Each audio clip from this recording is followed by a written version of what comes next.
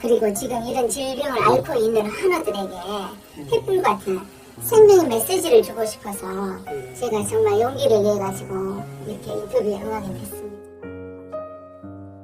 네, 안녕하세요. 반갑습니다. 네, 안녕하세요. 그 인터뷰를 한다는 게 상당히 내키지 않고 어려운 건데 어머님이 어떤 마음으로 이렇게 인터뷰에 응해 주게 되셨습니까? 네, 맞습니다. 그것도 특히나 자녀 이야기를 이렇게 이야기한다는 건 참 쉽지가 않습니다. 자녀 이야기를 과거의 아픈 상처를 들춰내고 싶은 사람이 어디 있겠습니까? 생각지도 하기 싫은 일일 수도 있습니다. 그러나 누군가는 선구자의 역할을 해야만이 다음 세대에 그리고 지금 이런 질병을 앓고 있는 환우들에게 횃불 같은 생명의 메시지를 주고 싶어서 제가 정말 용기를 내가지고 이렇게 인터뷰에 응하게 됐습니다. 아유, 감사드립니다. 구체적으로 가족 중에 누가 또 어떤 이제 질환으로 그렇게 힘드셨어요?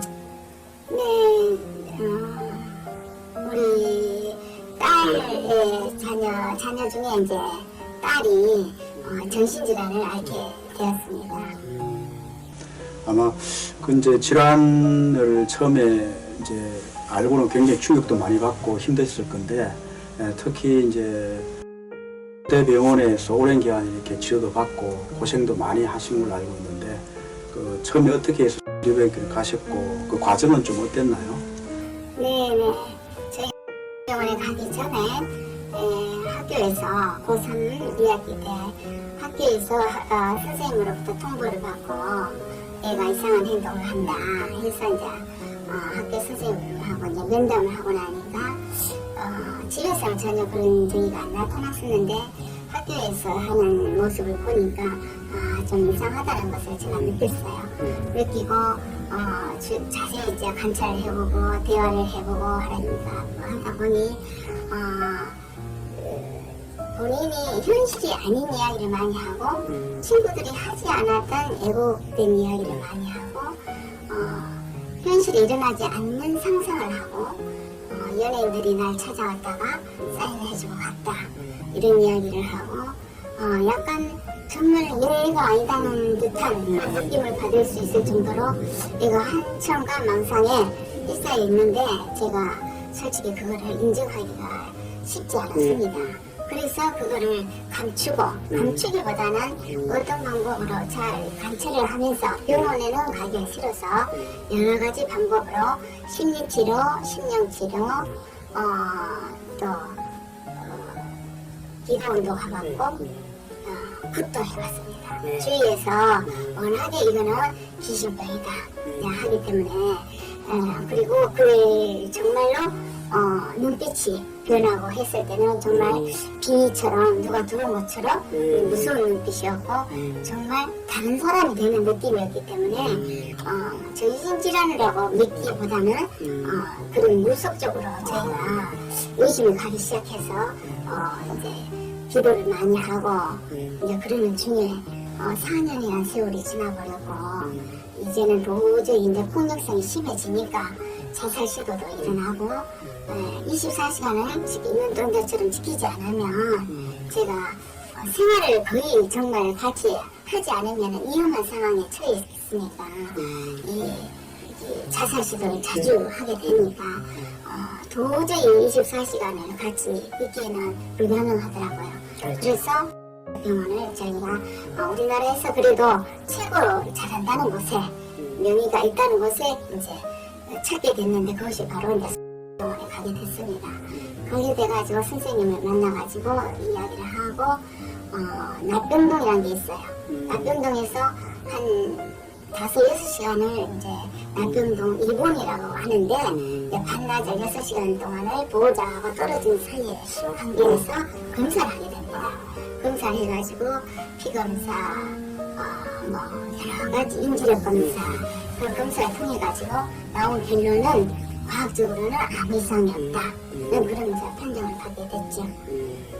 그런 판정을 받고 나서 의사 선생님이 이제 처방을 받았는데 저희가 이제 굉장히 의심스러운 게 과학적으로 아무 이상이 없는데 뭐를 근거를 해가지고 이 약 처방이 나오는지 저는 그게 이제 굉장히 궁금했어요. 궁금해서 의사쌤에게 뭘로 근거를 해야 이상이 없는데 근거를 해서 이걸 처방을 해주느냐 물으니까 이제껏 왔던 환자들의 사례 그리고 지금 현재 우리의 자녀 상태를 보고 증상을 보고 약을 처방했다는 거예요. 그래서 저희는 이제 원래 좀 어떻게 할 길이 없고 방법이 없으니까 이제 선생님 말씀만 따라가지고 이제 치료를 시작하게 됐어요.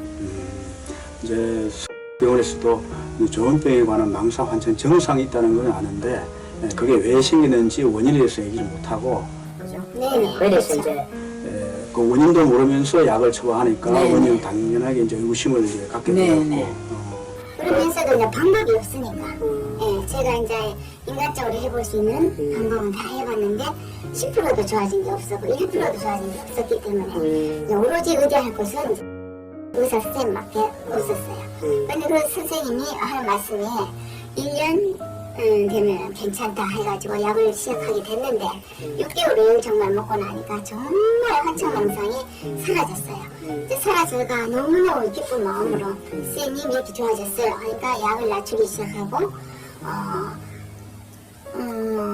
이제 그 약을 낮추기 시작하면 하고 한 달쯤 됐는데 다시 처음 원초적인 걸로 증상이 다시 더 심하게 폭력과 공상과 망상과 자살 시도와 이런 게 나타나서 약 이제 의사 선생님한테 그 증상을 이야기하니까 다시 약을 올리기 시작했습니다.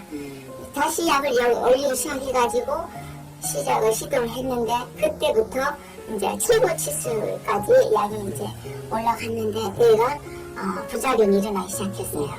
이제 옆으로 45도가 기우는 현상이 일어나고 침이 흘리기 시작하고 인지력이 다 떨어지고 밥을 로봇처럼 밥 먹어야지 하면은 밥만 먹고 세수해야지 하면 세수를 하고 다음 행동을 할 수 없는 상태가 돼버렸어요.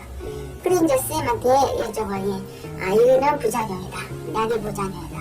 그럼 약의 부작용을 일어나지 않고 해야지. 어떻게 해서 정상으로 폭력과 한청과 망상은 있었지만은 정상으로 왔던 애가 이렇게 바보가 될 수가 있느냐 하니까 그러면 다시 조절해 봅시다 해가지고 했는데 2년 되면 괜찮습니다.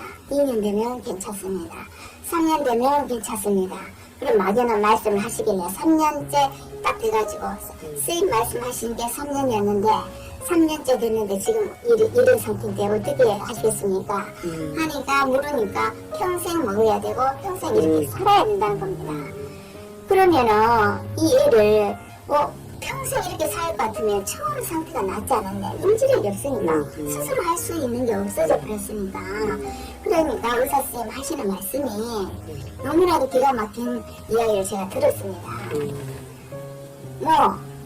당근병 고혈압 약도 평생을 먹고 사는데 이것도 평생 먹고 사면 되지요.